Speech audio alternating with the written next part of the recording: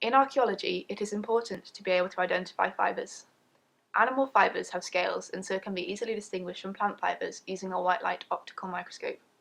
However, it is not possible to distinguish between fibres of different plant species using this method, since typical plant fibre features are not well developed enough to be seen in the microscope. Instead, the modified Herzog test, also known as the red plate test, can be used in some cases. For example, the Herzog test can be used to distinguish between flax, hemp, and cotton.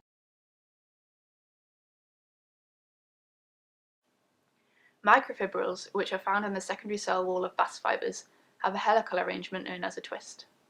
This twist is unique to a plant species, and so if it is known, it can be used to help identify a fibre sample. A fibre can be Z-twist or S-twist. The Herzog test uses polarized light microscopy to determine the type of a twist a plant fibre has. This video is based on the article seen on the screen. Please reference this article in your work if you use this video.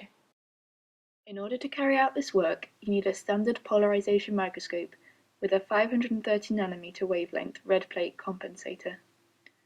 Polarization microscopes are usually available in a geology department.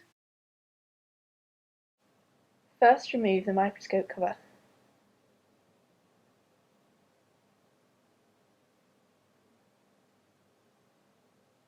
Switch on the halogen light source.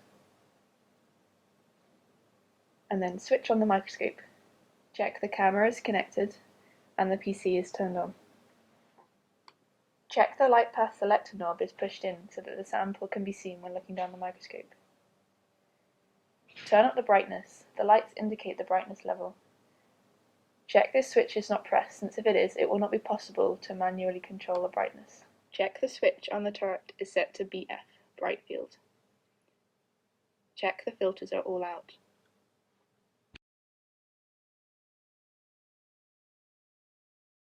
Move the 10 times objective into position. Adjust the eyepiece. Check the analyzer is inserted and set to 0. Rotate the condenser so it is out of the way. Unclamp the polarizer. Whilst looking down the microscope, rotate the polarizer until the field of view turns dark. This occurs when the polarizer and analyzer are at 90 degrees. This process should be performed without a sample loaded to avoid unwanted effects that result from diffraction of light by the sample. For illustration purposes, here you can see the cross-polar position being achieved with the sample present. Rotate the condenser back into position. Tighten the clamp on the polarizer. Rotate the objective out of position.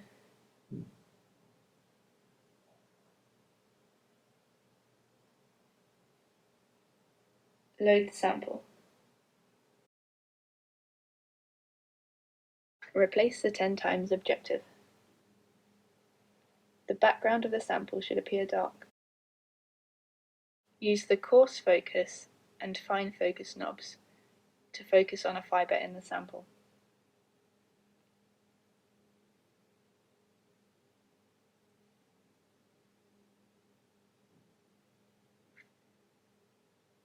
Adjust the position of the fibre in the field of view using the stage controls.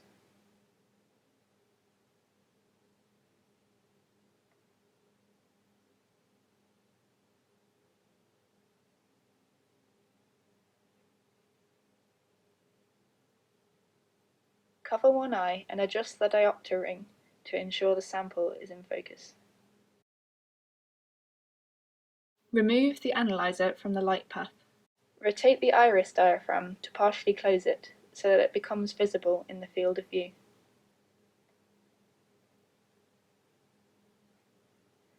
Adjust the condenser knob so that the edges of the diaphragm appear sharp.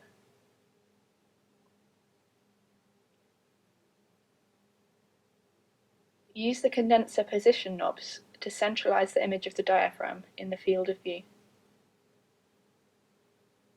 Open the iris diaphragm so that the edges are no longer seen. This is what is seen down the microscope as the iris diaphragm is partially closed. Here, the condenser knob is being adjusted to make the edges of the diaphragm sharp. Here the condenser position knobs are being adjusted so that the image of the diaphragm is centralized in the field of view.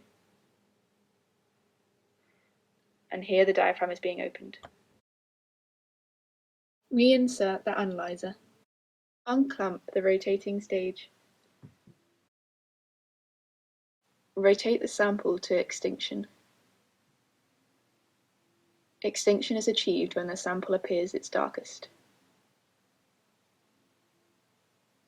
Here you can see extinction being achieved.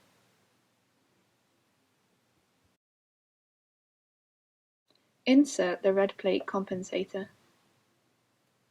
The background of the sample now appears magenta.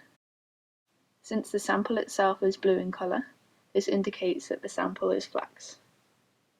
For more information on identifying samples, please see the table later in the video. Pull out the light path selector knob to the halfway position. The sample can now be viewed both down the eyepiece and on the computer screen. Open the camera software, initialize the camera, and select Auto Contrast to obtain a good image. Rotate the stage through 90 degrees so that the recognizable feature is rotated through 90 degrees also. If the Herzog test works, a color change will be seen now. In this case, the flax fiber changes color from blue to yellowy red. If the rotating stage is not perfectly aligned, the recognizable feature may move out of the field of view during rotation, so the stage position knobs should be used to ensure the feature remains in the field of view. This table shows the expected results for hemp, flax, and cotton. Cotton looks completely different to flax and hemp, since it is not a bast fiber. It can sometimes be difficult to find a fiber that shows a clear color change. It should be noted that the Herzog test does not always work. The reason for this is explained in the article reference at the end. If there is no color change, or both colors are displayed at the same time, a different section of fiber should be examined. However, if a color change is seen, you can be sure it is correct. This is also explained in the article. Once you have finished taking measurements, rotate the objective out of position, remove the sample, turn down the brightness, and switch off the microscope. Wait for the microscope to cool before replacing the cover to avoid melting the cover. Switch off the halogen lamp and make a note of its remaining lifetime in hours, which is displayed on the front.